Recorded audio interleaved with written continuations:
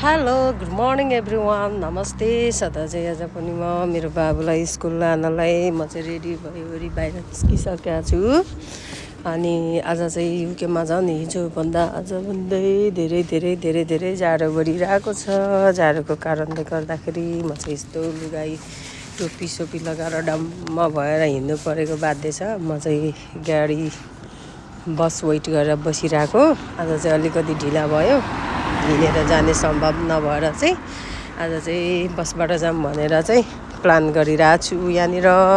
So त्यही भएर गाडी रुक्दै गरेको अवस्था यहाँ बसिरहेको छ। अनि म चाहिँ यतातिर तिम्मा नमस्ते हजुर हजुर उसलाई हिँडाएको यहाँ बस पो रुँगिरहेको नि तिम्मा। ऊ आएकै छैन अनि यो यता हिँड्दै आयो। कति 8 बजेर 18 मिनटमा आउने रहेछ तिमीमा। अनि त्यही भएर अहिले भर्खर 8 बजेर 4 मिनट कान्छालाई आमाकोमा छोडेको। छोड्दा छोड्दै फर्स्ट गाडी त गयो। हजुर अब सेकेन्ड रुङ्दा त उसलाई त ढिला हुन्छ स्कुल पुग्दा। अब साइन गरेर भित्र छिर्नुपर्छ होस् अब कता हजुर त तिमीमा कता पुगेर आउनुभयो? ए बाहिर आज त फेरि कस्तो ढुसो लागेर। ठिकै नै हुनुहुन्छ तिमीमा। सबैजना सन्चै नि छु। यता पनि ठिकै नै हुनुहुन्छ होला तिमीमा। म नि अहिले त उसलाई लानुपर्छ कि हजुर हजुर हो नि तिमीमा। यस्तो ढुसो लागेर कस्तो भइरहेछ तिमीमा। अब चिसो पऱ्यो नि हजुर दिदीहरूको आज छुट्टी छ कि के छ तिमीमा? ए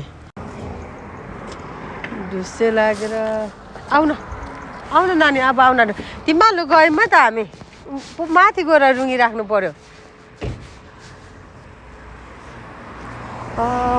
ढुसो लागेर अहिले चाहिँ युकेमा कुहिरो लागेर यस्तो भइरहेछ। आज युकेको वेदर एकदमै ब्याड छ होइन। नेपालमा चाहिँ टिका लगाएर सबैजनाले दसैँ मनाइरहनु भएको होला होइन। युकेमा चाहिँ यस्तो छ है, हाम्रो चाहिँ गाइजहरू सबैजना हाम्रोमा चाहिँ अब ड्युटी काममा जानु भएको छ सबैजना। अब सम्भव भयो भने भरे बेलुकातिर हामी पनि सबैजना भेला भएपछि टिका लाउने भनेर चाहिँ भनिरहेको छौँ। अब के हुन्छ भरे हेरौँ होइन। यस्तै छ ए जाडो जाडो छ, धेरै नै जाडो बढिरहेछ, कुहिरो लागेर यस्तो छ। नेपालमा सबैजनाले दसैँ मनाइरहनु भएको र टिका लगाइरहनु भएको छ। हामी चाहिँ युकेमा यस्तो छ है, यसरी बसिरहेछौँ। जाडो बढेको छ। सबैजनालाई ह्याप्पी टिका, ह्याप्पी दसैँ भन्दै हाम्रो चाहिँ युकेको जीवनयात्रा त यसरी नै चलिरहेछ है। यस्तै छ है, जाडो बढेको अवस्था, जाडो सँगसँगै हरेक कुरा होइन यस्तो छ। हामी चाहिँ यसरी यस्तो गर्दै हिँडिरहेको छौँ। अनि के भन्नु त यहाँ हामी चाहिँ बस कुरेर बसिरहेको हो। अब 8 बजेर 18 मिनटमा चाहिँ हामी जाने बस आउँछ मेरो बाबुको स्कुल जाने। मेरो बाबुले पनि अब निकै दुःख दिइसक्यो भनौँ न, स्कुल नभेटेको कारणले गर्दाखेरि यस्तै छ। भन नि त नि हौ ह्याप्पी दसैँ ह्याप्पी टिका भन। ऐ किन किन आइ गरेको है किन ऐ हेलो गरिदेऊ न त। हेलो मेरो अर्को बाबु सानो बाबु चाहिँ तल मेरो सासु आमाले लगिदिनुहुन्छ अर्को स्कुल कान्छालाई चाहिँ। अनि ठुलो आफै जान्छ। अनि माइलालाई चाहिँ माइलाको चाहिँ अलिक टाढो स्कुल छ, त्यही भएर माइलालाई चाहिँ मैले नै लान्छु। जहिले पनि लानु ल्याउनु मैले गरिरहेको छु। उसको ड्याडी काममा जानुहुन्छ, काममा नजानु हुँदाखेरि उसको ड्याडीले पनि लगिदिनुहुन्छ। अनि सानोलाई म लान्छु, तर उहाँको काम हुँदाखेरि चाहिँ आमाले लगिदिनुहुन्छ। तलबाट तलसम्म चाहिँ ल्याइदिन्छु। अलिकति हामी तल माथि बस्छौँ अहिले। त्यो भएकोले गर्दाखेरि ल्याइदिँदै अर्को गाडीले छोरी गयो। अनि यो माइला चाहिँ मेरो साथी, उसलाई चाहिँ लानुपर्छ मैले स्कुल। माइला चाहिँ अब सम्भव भयो भने मेरो माइला पनि नजिकैको स्कुलमा आउने कुरा भइरहेछ, सायद हुन्छ होला। त्यसपछि चाहिँ अनि सँगै मेरो छोराहरूलाई स्कुल लाने ल्याउने गर्नेछु। अहिले चाहिँ आफू आफू आफू आफू हिँडाहिँड गर्नु परिरहेको अवस्था। कस्तो हाँस्यो चलायो ओ माई चिसोले गर्दा त कस्तो साह्रो पारिसक्यो भने नानीसँग म पनि स्कुल हिँड्दा हिँड्दा हिँड्दा चिसोले एकदमै मलाई पनि गाह्रो बनाइराखेको अवस्था छ। पिरो लागेर यस्तो यस्तो यस्तो भइरहेछ, एकदमै चिसो भइरहेछ। होइन हिउँदमा यसपालि चाहिँ चाँडै गर्मी पछि जस्तो लागेको छ मलाई चाहिँ। अब पोहोर भन्दाखेरि आएको चाहिँ अब 1 वर्ष ट्याक्क भयो। पोहोर म यति बेला दसैँ मनाउनलाई यही आइसकेको थिएँ। पोहोर त्यति जाडो भयो जस्तो फिल भएको थिएन, तर यसपालि चाहिँ मलाई एकदमै चिसोले सताइरहेको अवस्था छ है। चिसो लागिरहेको छ, गम्म लगाएर हिँड्नुपर्ने अवस्था भइरहेछ। अब नेपालमा दिनदिनै अब बर्खा हट्दैछ भने युकेमा चाहिँ दिनदिनै बर्खा लाग्दैछ है साथीहरू।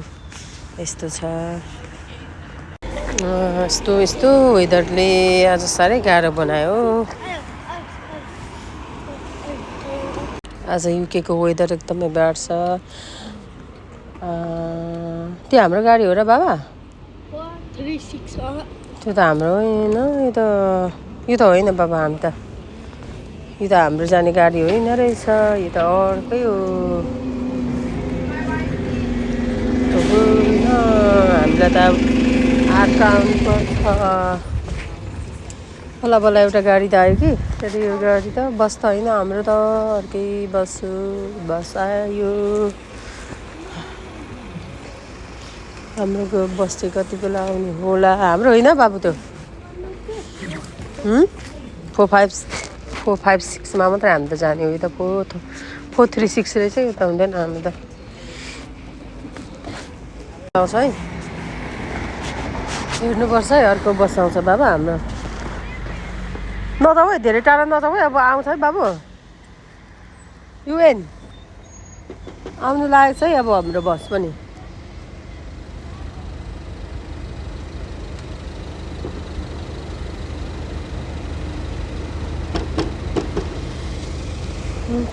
बिहानको मर्निङ टाइममा चाहिँ युकेमा पनि एकदमै जाम पर्छ कि, गाडीहरू बसहरू जाममा छ है। बसहरू जाम पर्छ धेरै नै। अहिले चाहिँ किनभने यहाँ पनि अफिस टाइम के टाइम हरेका हुन्छ नि त, त्यस्तै भएर नेपालमा जस्तै यहाँ पनि जाम पुरा हुन्छ क्या बिहानको टाइममा चाहिँ। यस्तो छ आजको वेदरले एकदमै च्यालेन्ज दिइरहेछ है। फाइनली अब हामी जाने बस चाहिँ 4 मिनटमा आइपुग्दै रहेछ। 4 मिनट वेट गरेपछि चाहिँ यहाँ आइपुग्ने रहेछ। तलको बस स्टपमा आइसकेछ। आज चाहिँ ढिलै स्कुल पुगिने भयो मेरो छोरोको। यस्तै छ है जिन्दगी, चल्न त चल्या छ, पिरै पिरमा छ भन्नु चाहिँ अलिक पिर चाहिँ छैन त्यति धेरै, पिरै पिर चाहिँ छैन। के विधि ट्राफिक जाम भएको बाफ्रे, यस्तो पनि हुन्छ को।